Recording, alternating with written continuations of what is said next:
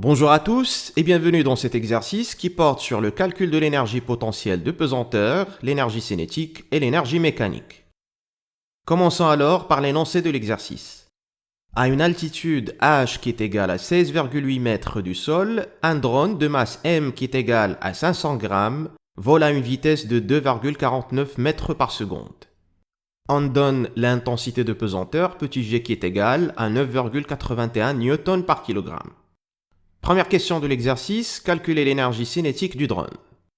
Deuxième question de l'exercice, calculer l'énergie potentielle de pesanteur du drone. Dernière question de l'exercice, en déduire la valeur de l'énergie mécanique du drone.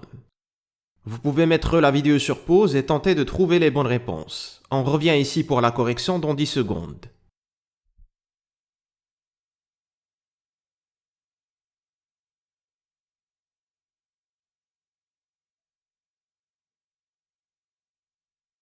C'est parti donc avec la correction de l'exercice et on démarre avec la première question, calculer l'énergie cinétique du drone. On a la formule qui permet de calculer l'énergie cinétique. EC est égal à 1/2 fois la masse fois le carré de la vitesse. Bien entendu, il faut veiller à ce que toutes les grandeurs soient exprimées dans les bonnes unités. La masse doit être en kilogrammes et la vitesse en mètres par seconde. D'après l'énoncé, la masse est égale à 500 grammes. Il va falloir donc convertir la masse pour qu'elle soit exprimée en kilogrammes. La masse est égale à 500 grammes, il faut diviser donc par 1000 pour l'obtenir en kilogrammes, ce qui correspond à 0,500 kg. On n'a qu'à faire l'application numérique. EC est égal à 0,5 multiplié par 0,500 multiplié par 2,49 le tout au carré. Tout calcul fait, on trouve une énergie cinétique de 1,55 joules. Deuxième question de l'exercice, calculer l'énergie potentielle de pesanteur du drone. On a la formule qui permet de calculer l'énergie potentielle de pesanteur. EP est égal à m fois g fois h.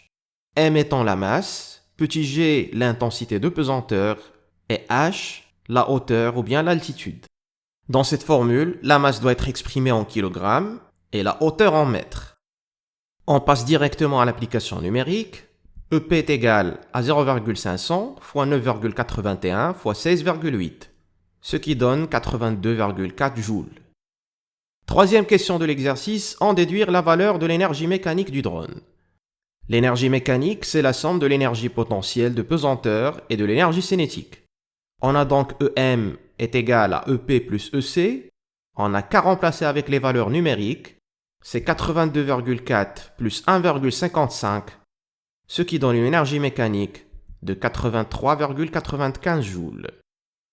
Voilà, j'espère que vous avez bien compris comment faire le calcul de l'énergie potentielle de pesanteur, de l'énergie cinétique et de l'énergie mécanique. Merci de votre attention et on se retrouve dans une autre vidéo.